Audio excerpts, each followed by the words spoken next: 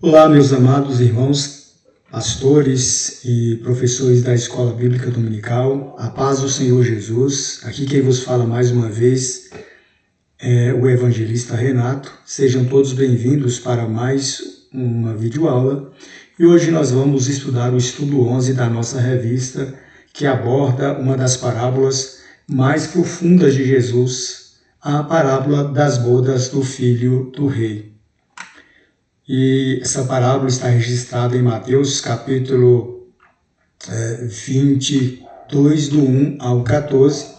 Já vamos iniciar aqui com a verdade aplicada, mostrando que o plano de Deus sempre foi salvar a humanidade, mesmo que isso custasse a cegueira temporária do povo que dantes conheceu. E o texto áureo diz: fui buscado pelos que não perguntavam por mim, fui achado por aqueles que não me buscavam. Então, temos aqui 3 objetivos da lição, que é demonstrar a importância de atender ao chamado às bodas e enfatizar que Cristo veio para Israel, mas que esse rejeitou seu convite. Mostrar que agora o convite se estende a todos os homens. E o texto de referência se encontra em Mateus capítulo 22, do versículo 1 ao versículo de número 14. E vamos aqui então ao Mateus capítulo 22 e vamos ler esta parábola na íntegra. Então Jesus respondendo, tornou a falar-lhes por parábola, dizendo: o reino dos céus é semelhante a um certo rei que celebrou as bodas de seu filho e enviou os seus servos a chamar os convidados para as bodas, e estes não quiseram vir. Depois enviou outros servos, dizendo: dizei aos convidados, eis que tenho o meu jantar preparado, os meus bois e cevados já mortos, tudo já pronto, vinde às bodas. Eles, porém, não fazendo caso, foram um para o seu campo, outro para o seu negócio, e outros, apoderando-se dos servos, os ultrajaram e mataram. E o rei, tendo notícia disto, encolerizou-se e, enviando seus exércitos, destruiu aqueles homicidas e incendiou a sua cidade. Então diz aos servos: as bodas na verdade estão preparadas, mas os convidados não eram dignos. E depois as saídas dos caminhos e convidai para as bodas a todos os que encontrardes. E os servos, saindo pelos caminhos, ajuntaram todos quantos encontraram, tanto maus como bons, e a festa nupcial foi cheia de convidados. E o rei, entrando para ver os convidados, viu ali um homem que não estava trajando uma veste com veste de núpcias, e disse-lhe: amigo, como entraste aqui, não tendo veste nupcial? E ele emudeceu. Disse o rei aos servos: amarrai-o de pés e mãos, levai-o e lançai-o nas trevas exteriores. Ali haverá pranto e ranger de dentes, porque muitos são chamados, mas poucos escolhidos.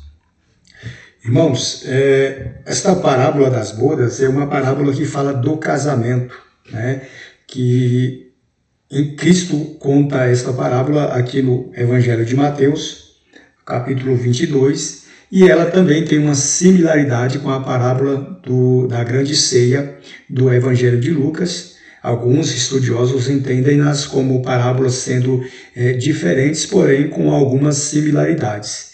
E essas parábolas, elas ilustram a relação entre Deus e o seu povo, destacando a importância da aceitação da salvação oferecida por ele, e é um retrato do coração de Deus e do seu plano de salvação. O próprio Jesus contou essa parábola para mostrar como o reino dos céus é oferecido, rejeitado e, por fim, estendido a todos os povos. Como está escrito lá em Isaías 55, 1, onde se diz: todos vós que tendes sede, vinde às águas, vinde, comprai e comei. Nosso objetivo é entender os movimentos dessa história e vamos juntos explorar cada detalhe, sempre com a Bíblia como a nossa maior regra de referência, para que nós possamos dar uma atenção especial àquilo que Jesus disse nessa parábola.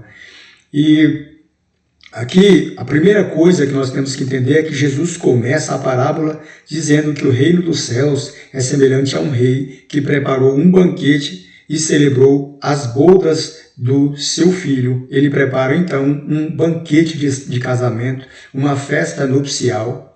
E aqui, por analogia, ou por alegoria, nós podemos entender que esse Deus, esse rei, é o Deus Pai, que o Filho é Jesus Cristo, e que as bodas significam a festa da salvação, a alegria da eterna comunhão com Deus que será realizada nos últimos tempos. O primeiro grupo de convidados representa o povo de Israel, pois Deus fez uma aliança especial com eles, como lemos em Êxodo 19, do versículo 5 ao 6, ele diz: agora, pois, se diligentemente ouvirdes a minha voz e guardardes a minha aliança, então sereis a minha propriedade peculiar dentre todos os povos. Vós me sereis um reino de sacerdotes e nação santa. Aqui então nós podemos dizer que Deus chamou o povo de Israel como convidados originais. O apóstolo Paulo confirma isso em Romanos 3, do 1 ao 2, quando ele diz que qual é, pois, a vantagem de ser judeu? Principalmente porque lhe foram confiados os oráculos de Deus. O primeiro convite foi feito através dos profetas de Deus, e Deus, em sua paciência, enviou mensageiros para preparar Israel para a vinda do Messias, mas, como veremos, eles recusaram este chamado. Então, desde a queda da humanidade, Deus se revela a certos homens ao longo da história, e através de Abraão, ele então faz uma promessa de que os filhos de Israel herdariam a terra prometida, mas que eles ficariam apenas ali por 400 anos, ficariam 400 anos como escravos na terra do Egito, e que depois desses 400 anos já estaria completa a medida da maldade dos amorreus. Aí então o Senhor os expulsaria e daria essa terra por herança aos filhos de Israel. Retirando-os do Egito através de Moisés, com mão forte com o braço estendido, a história bíblica nos diz que o Senhor os levou ao pé do Monte Sinai, onde com eles fez uma aliança de sangue, e aí os protegeu, os guiou pelo deserto durante 40 anos e, por fim, os introduziu na terra prometida e prometeu enviar o seu filho para reinar com eles. Portanto, aqui, o povo que vivia sob o amor e a misericórdia de Deus, como rei, era Israel, o ilustre convidado original, o que recebeu o primeiro convite para celebrar as bênçãos messiânicas no tempo estabelecido pelo próprio Deus ao longo da história judaica. E 1.2, a rejeição de Israel com o primeiro convite. O rei enviou seus servos a chamar os convidados às bodas, mas eles não quiseram vir. E qual foi a frase usada pelo rei? Está aqui no versículo 3. Ele diz, enviou seus servos a chamar os convidados para as bodas e estes não quiseram vir. Eles rejeitaram-se a vir. E os estudiosos dizem que no Oriente Médio é costume entregar um convite antes e outro no dia da festa. O convite anterior que foi entregue a Israel foi justamente o chamado para participar desta aliança. Mas o povo de Israel, quando eles entram na terra prometida, eles abandonam a Deus e cada um vive conforme bem parece aos seus olhos, se entregam à idolatria e Deus usa os seus inimigos várias vezes para castigá-los. Então Israel sempre viveu uma vida de apostasia até que culminou no ápice da ira de Deus contra eles, quando Deus os envia para o cativeiro babilônico, depois que Nabucodonosor invade Jerusalém durante o reinado do rei Joaquim.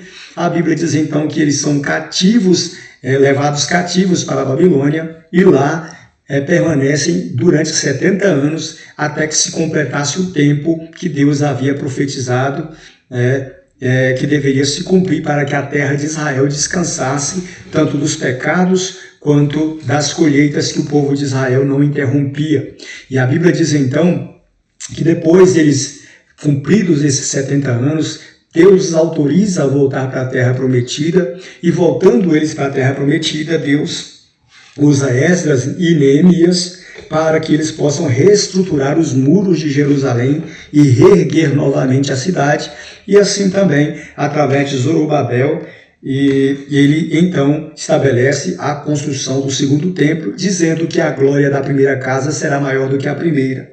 A gente vê que mesmo depois de Israel ter sido contumaz e rebelde aos planos de Deus, Deus ele enviou seus profetas com a mensagem urgente de arrependimento. Sempre, sempre, sempre, antes de Israel ir para o cativeiro, durante o cativeiro e também depois do cativeiro. Mas o coração do povo era sempre inclinado ao mundanismo e à idolatria e sempre desprezava o chamado divino. Mas aqui, como rei da parábola, Deus não levou em conta o tempo de ignorância do povo de Israel, foi paciente com eles até o tempo do segundo convite. Qual é o tempo do segundo convite? Já é o tempo da nova aliança, o tempo em que João Batista veio pregando no deserto, preparando o caminho para que o Messias venha. E então, o segundo convite é o tempo da manifestação de Cristo, quando ele vem a este mundo como o verbo que se fez carne e habitou entre nós. O tópico 1.3, o reforço do primeiro convite. O convite subsequente era mais enfático e urgente. Estando tudo preparado, disse o rei, vinde às bodas.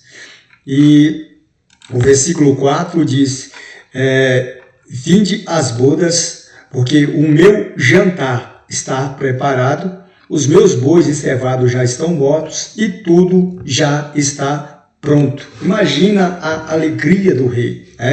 Ele reforçou ali o convite para o povo de Israel. Deus, então, de uma maneira maravilhosa, mostra que tudo está preparado. Ou seja, que o tempo do Cordeiro, que foi morto desde a fundação do mundo, para ser sacrificado em prol do filho do povo de Israel, havia acabado de chegar. E que, então, era necessário que o povo de Israel se rendesse ao Messias, o reconhecesse como seu Salvador, para que, como seus súditos, pudessem participar da festa da salvação.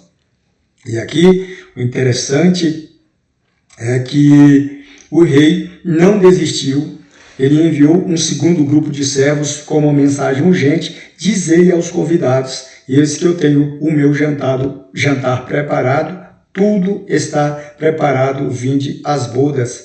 E essa segunda chamada representa o ápice da revelação de Deus, o envio do próprio Jesus e depois dos apóstolos, E, no entanto, a resposta continuou sendo indiferença. E Jesus explica o motivo, mas eles fazendo pouco caso, foram cada um para o seu campo, outros para o seu próprio negócio. Eles colocaram os seus interesses pessoais acima dos interesses do reino de Deus. E qualquer semelhança com a atual geração é mera coincidência, porque muitos nos dias atuais estão deixando os cultos para se divertir à noite, para ficar em casa curtindo a Netflix, para passar as noites que tem rolando as telas do telefone para ver vídeos na internet, e outros até mesmo perderam o apetite pelas coisas celestiais.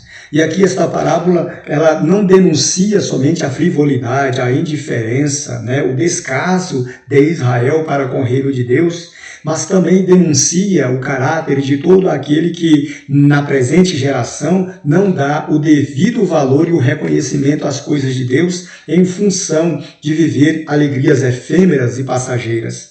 E Paulo diz lá em 2 Coríntios 13, versículo de número 5, provai-vos a vós mesmos para verdes se vocês ainda estão na fé. Porque existem algumas atitudes que o povo de Deus tem tomado nessa geração que não se diferencia tanto daquilo que Israel fez. Israel vivia na idolatria. Hoje, redes sociais, hoje as músicas mundanas, hoje os passeios, as festas, os compromissos rasos que se tem por aí hoje são vistos como prioridade, que é uma forma também de idolatria e de demonstrar indiferença para com as coisas do reino de Deus. Se assim permanecermos, eu tenho convicção de que nós, infelizmente, não alcançaremos os objetivos pelos quais Deus nos designou. A palavra diz em Mateus 6,33 que nós devemos buscar o reino de Deus e a sua justiça. O convite aqui para Israel foi reforçado, mas o coração de Israel continuou distraído, assim como o coração de muitos irmãos nos dias atuais estão tão maravilhados e encantados com os encantos da vida moderna, que estão se esquecendo de voltar ao primeiro amor e de buscar satisfazer a graça, a bondade de Deus, né? Como forma de reconhecimento pela bondade de Deus, se comportarem como servos, como cristãos e buscarem a Deus de todo o coração, para que Deus possa alegrar-se em nós, para que Deus possa ser feliz ao ver a nossa fidelidade em sua presença. Tópico 2. Os primeiros convidados não eram dignos. O convite de Israel à festa era uma convocação divina. Aqui os nobres convidados, os convidados originais, os filhos de Israel, incomodados com a insistência dos servos, eles humilharam uns e mataram outros. E a rejeição aqui nos mostra que a rejeição ao convite real não parou na indiferença, ela também se tornou bastante hostil. E a parábola diz que os convidados humilharam uns e mataram outros. E esta é a descrição mais sombria da rebelião humana contra Deus. E esta hostilidade histórica é confirmada em Atos capítulo 7, 52, quando o próprio Estevão confronta o Sinédrio, perguntando qual dos apóstolos não perseguiram, qual dos profetas não foram perseguidos pelos pais dos filhos de Israel, e até mataram os que anteriormente anunciavam a vinda do justo, do qual eles mesmos eram considerados traidores e homicidas. A recusa em honrar o convite era um desprezo à autoridade do próprio rei. Em termos espirituais, era rejeitar o próprio Deus. E João capítulo 1, versículo 11, diz que Cristo veio para o que eram os seus, mas os seus não o receberam. Em Lucas capítulo 19, versículo 14, mostra a rebeldia declarada do povo. Não queremos que este reine sobre nós. O convite, que era um chamado à graça, foi tratado com desprezo, como uma ofensa. E a Bíblia diz então que os profetas foram mortos pelos reis e pelas autoridades do povo, quando eles lhes falavam do amor de Deus. E Jesus disse que o sangue dos profetas seria duramente cobrado pelo povo de Israel. Jesus disse assim, olha, ai de vós, escribas e fariseus, porque vocês mesmos são os que adornais os túmulos dos profetas, né? E dizem entre vocês mesmos, se nós estivéssemos presentes quando os nossos pais mataram os profetas, nós não teríamos consentido. E Jesus disse, assim mesmo vocês declaram que foram os vossos pais que mataram os profetas. Ele diz, ai de vós, Jerusalém, Jerusalém, que mata os profetas e apedrejam aqueles que te são enviados. Eis que a vossa casa vos ficará deserta, e não sobrará entre vós pedra sobre pedra que não seja derrubada. O que nos dá a entender que a nítida ideia de que esta parábola foi contada para mostrar o quanto Israel foi obstinado em rejeitar o chamado ao arrependimento. O convite real era o mesmo que uma ordem real, e ao deixar de vir, recusar-se de vir, os convidados originários, eles humilharam o próprio Deus, desdenharam de Cristo como sendo o príncipe herdeiro e menoscabaram a autoridade de Deus publicamente. Isso é uma forma de demonstrar que eles não queriam que Cristo reinasse sobre eles. Cristo reinar sobre eles seria a fim do sacerdócio levítico, seria a perda de privilégios, de posição, de cadeira no sinédrio. Então eles preferiram muito mais a glória dos homens do que a glória de Deus. Então a atitude de Israel foi um ultraje à graça divina e merecia a justa reprimenda de Deus, né? E a Bíblia diz então aqui que o convite do rei foi rejeitado. E o rei, tendo notícia disto, irou-se e, enviando seus exércitos, destruiu os homicidas e devastou, incendiou a cidade deles. Como o último servo, João Batista, anunciou Jesus como noivo de Israel, Os discípulos também foram enviados a todas as cidades para anunciar o Evangelho, mas o povo judeu rejeitou a pregação do Evangelho. João Batista sempre dizia: arrependei-vos, porque o reino dos céus está próximo. Jesus, em Lucas 10, do versículo 1 ao 12, encaminha os discípulos para que eles vá de cidade em cidade anunciando o Evangelho de Deus e proclamando que o reino dos céus estava próximo. Era a mensagem de anúncio do reino de Deus, mas era também uma proclamação, um chamado à salvação. Porém, eles mataram João Batista, crucificaram a Cristo, perseguiram os discípulos de Cristo e depois condenaram à morte. Se a gente for analisar ao longo de toda a história quantas maldades o povo de Israel fez contra os profetas que eles anunciavam a mensagem de Deus. A história diz que Isaías foi cerrado ao meio, que André foi crucificado de cabeça para baixo, que Pedro foi crucificado, que alguns foram lançados aos leões, Tiago foi perseguido e morto por Herodes, João Batista teve a sua cabeça decepada e os fariseus consentiram na morte de João Batista. Nós vemos também quando Estevão foi apedrejado, muitos outros mártires foram apedrejados. Jesus disse que todo o sangue derramado, desde o sangue de Abel até o sangue do profeta Zacarias, filho de Baraquias, que foi morto entre o santuário e o altar, seria requerido da geração de Israel. E o que isso aconteceu? Fez com que Deus ficasse indignado com a atitude dos filhos de Israel. E dias antes de Jesus ter morrido na cruz do Calvário, ele faz um lamento sobre Jerusalém e disse que não ficaria ali pedra sobre pedra que não fosse derrubado. Ele disse que a casa de Israel ficaria deserta. E no ano 70 depois de Cristo, esta profecia se cumpriu cabalmente, porque a história nos diz que o general Tito Vespasiano invadiu Jerusalém, porque o povo de Israel havia se rebelado, tentado se insurgir contra o governo de Roma pela sua própria força, porque já não tinha mais paciência de esperar pela vinda do Messias. Aí então o general Tito Vespasiano, a mando de Roma, ele sitia Jerusalém no ano 70 depois de Cristo, destrói o templo, incendeia a cidade, deixando de pé apenas o Muro das Lamentações. E alguns estudiosos dizem que morreram nesta ocasião mais de 1 milhão de judeus. Tudo isso aconteceu porque eles desprezaram o primeiro convite. Eles desprezaram o chamado do rei para o comparecimento às bodas. Eles rejeitaram o filho do rei, trataram-no como indigno, fizeram pouco caso do seu chamado e ainda por cima eles maltrataram, perseguiram seus servos e até mataram os servos do rei. E o rei então não poderia deixar isso barato. O rei, ele usou-se da sua justiça, da sua ira justa.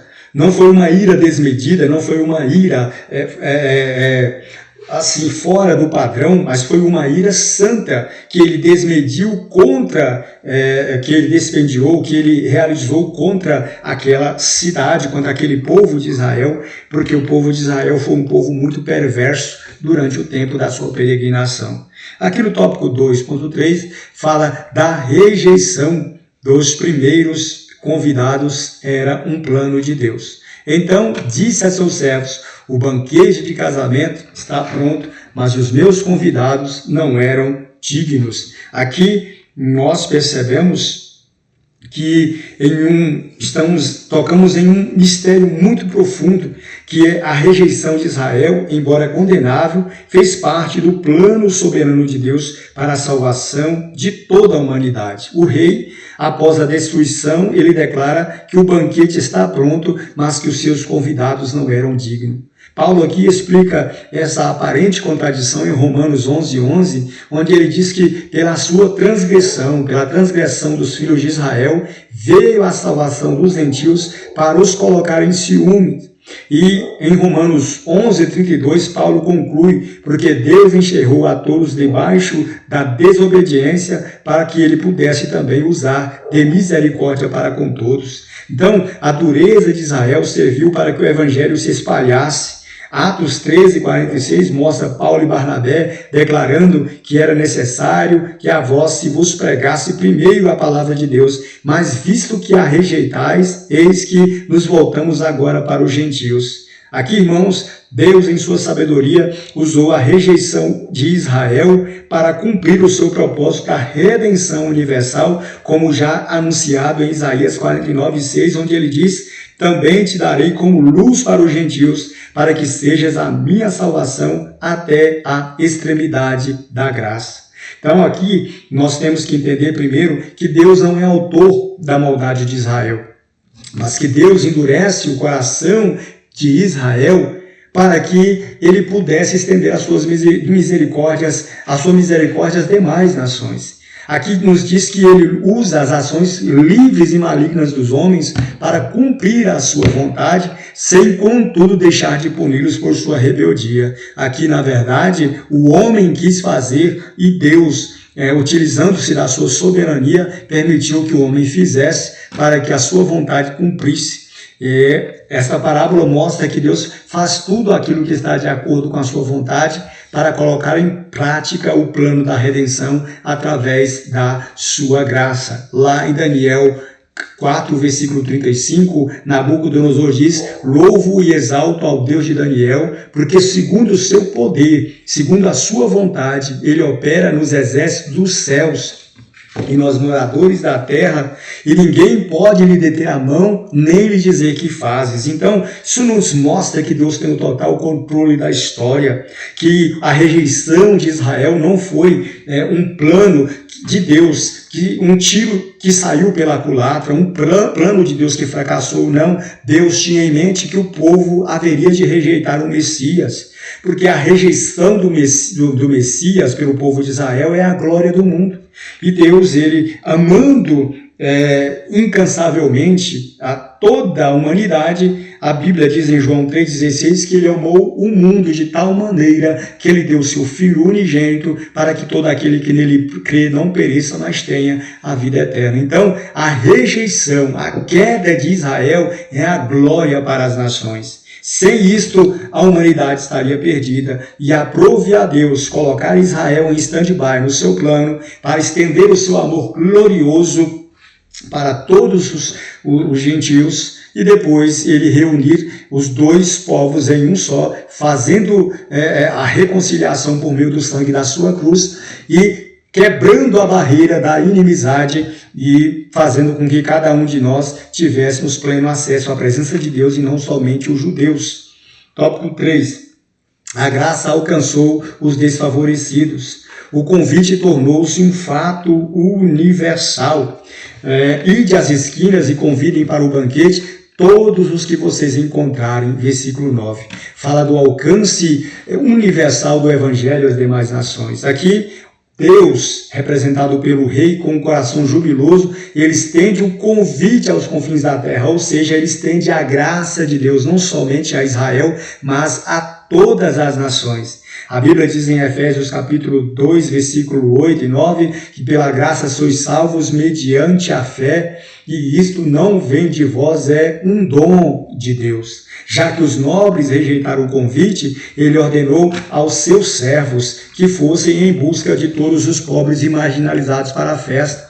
Isso nos mostra aqui a grande comissão. Jesus diz em Mateus 28, 19, que ide, portanto, a todas as nações, batizando-as em nome do Pai, do Filho e do Espírito Santo, ensinando-as a guardar todas as coisas que eu vos tenho ordenado. Atos 1,8 também diz: recebereis poder ao descer sobre vós o Espírito Santo e ser-me-eis testemunha em Jerusalém, na Judéia, em Samaria e até os confins da terra. Então, esta extensão deste convite agora é para os seus servos do presente. Os seus servos do presente agora têm a obrigação de ir em busca de todos os pobres e marginalizados para a festa, ou seja, de todos aqueles considerados pecadores e afastados da graça de Deus.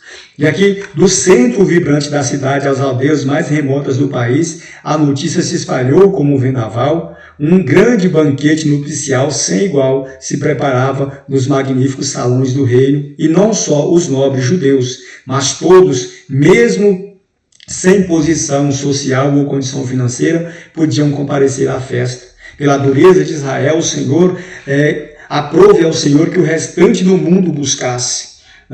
Isaías 65, versículo 1, diz que fui buscado por aqueles que não procuravam por mim, foi achado por aqueles que, a um povo que não conhecia o meu nome, eu disse, eis-me aqui. Então, a parábola mostra que o convite não era mais para um grupo seleto, mas para todos, como está escrito em Joel 2,32, citados por Paulo em Romanos 10,13, que todo aquele que invocar o nome do Senhor será salvo. Os excluídos da antiga aliança foram agora enxertados pela maravilhosa graça de Deus. Tópico 3.2, todos os convidados são tratados com honra.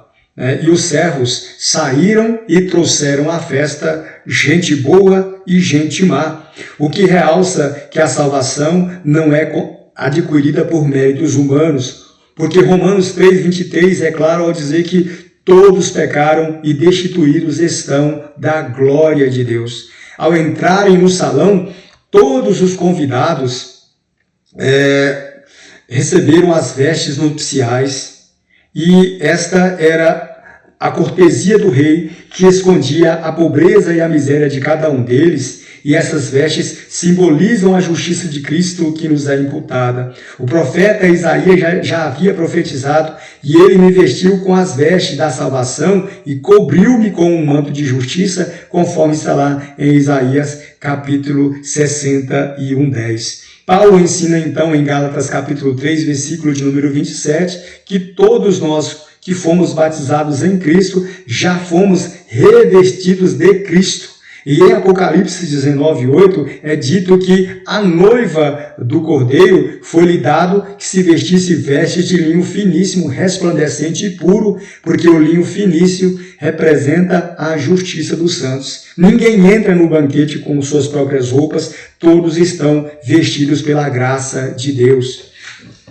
Os servos do rei saúdam os hóspedes quando chegam ao palácio e dão a cada um deles essas vestes vestidas. Vestindo o traje nupcial, ninguém mostra pobreza ou miséria, e também ninguém mostra riqueza, porque ali podia haver pobres e ricos.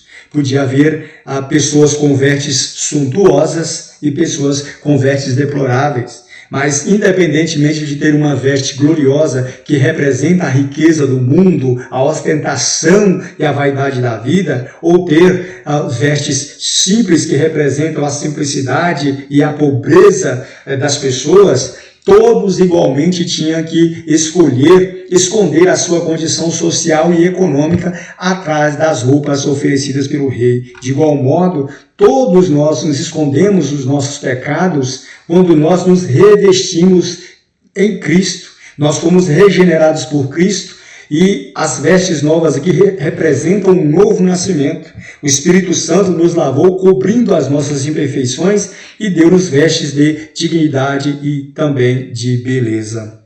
O tópico 3.3, a necessidade de revestimento de Cristo. E o rei, entrando para ver os convidados, viu ali um homem que não estava trajando as vestes nupciais, e ao questioná-lo, ordenou aos servos que o amarrassem pés e mãos e o lançassem fora nas trevas. As vestes aqui, uma cortesia do anfitrião, rejeitá-las era o mesmo que rejeitar o convite real. Somente o nosso revestimento em Cristo nos mantém na presença de Deus. Muitas vezes tentamos nos vestir com os nossos próprios méritos, com nossas conquistas e posses, buscando reconhecimento, valorização, fama. No entanto, a verdadeira justiça e dignidade vem de Deus através da graça que nos reveste da justiça de Cristo. Estamos justificados somente em Cristo. Para estar revestido dele não estar revestido dele é certeza de condenação. Então aqui vamos lá, vamos explicar isso aqui melhor. No meio da festa, o rei encontra um homem que não estava usando as vestes nupciais. A pergunta do rei é direta: amigo, como você entrou aqui não tendo as vestes para o casamento? Ou seja, não tendo as vestes nupciais. O homem, como não sabia como responder, como ele entrou de penetra naquela festa, ele não tinha desculpa, ficou calado. E a ausência do traje nupcial aqui simboliza a tentativa de entrar na salvação pelos próprios méritos, sem o revestimento da justiça de Cristo. E Isaías 64:6 nos adverte que todas as nossas justiças são como trapo de imundície. O rei ordena que o homem seja amarrado de pés e mãos e lançado do lado de fora. Aqui não é só aceitar o convite da salvação, mas tem que aceitar o revestimento de Cristo. As pessoas que entram no Evangelho, mas que não permitem que o Evangelho entre neles, também estarão igualmente perdidos. O que nós podemos dizer é que existem muitas igrejas que entraram no Evangelho, mas muitas pessoas que estão nas igrejas que entraram no Evangelho por causa da proclamação do Evangelho, mas o Evangelho nunca entrou em suas vidas para que pudesse fazer uma transformação de dentro para fora e vive apenas em uma vida de aparente religiosidade. No entanto, a verdadeira justiça e dignidade, ela vem de Deus através do revestimento da justiça de Cristo. Nós não temos mérito algum. E aqui, então, Jesus conclui com uma frase muito importante, porque muitos são chamados e poucos escolhidos, né? O convite aqui é universal, mas só permanecem no banquete aqueles que aceitarem ser vestidos por Cristo. Em Apocalipse capítulo 3, versículo 18, Jesus aconselho-te que de mim compres ouro refinado no fogo para que te enriqueças e vestes brancas para que te vistas. A graça, irmãos, nos chama, mas exige uma resposta, abandonar nossa própria justiça para que nós possamos nos revestir da justiça de Cristo. O que é que nós podemos concluir aqui no final? A presente lição, aprendemos que Jesus contou esta parábola para mostrar como os filhos de Israel rejeitaram o Messias e que isto era parte do plano de Deus para salvar a todos os pecadores, independentemente de sua condição ou classe social. O que nós podemos trazer como mensagem final? É que a parábola das bodas nos ensina verdades essenciais, que Deus convida a todos, sendo Ele um rei amoroso, que preparou um banquete de salvação, como está escrito lá em Apocalipse capítulo 22, versículo 17, o Espírito e a noiva dizem, vem. Quem ouve, diga, vem. Quem tem sede, venha. E quem quiser, receba de graça da água da vida. Rejeitar o convite também aqui nos mostra que tem sérias consequências. A indiferença e a hostilidade ao chamado de Deus levam ao juízo. Hebreus capítulo 2, versículo 3, faz uma pergunta: como escaparemos nós se negligenciarmos tão grande salvação? E aqui nós também temos que entender que a salvação é pela graça de Deus, que não é pelo esforço, que ela precisa ser recebida de forma genuína, que o traje nupcial é a justiça de Cristo e que não podemos nos apresentar a Deus com as nossas próprias roupas, com os nossos próprios méritos, achamos que somos bons o bastante para merecermos a salvação.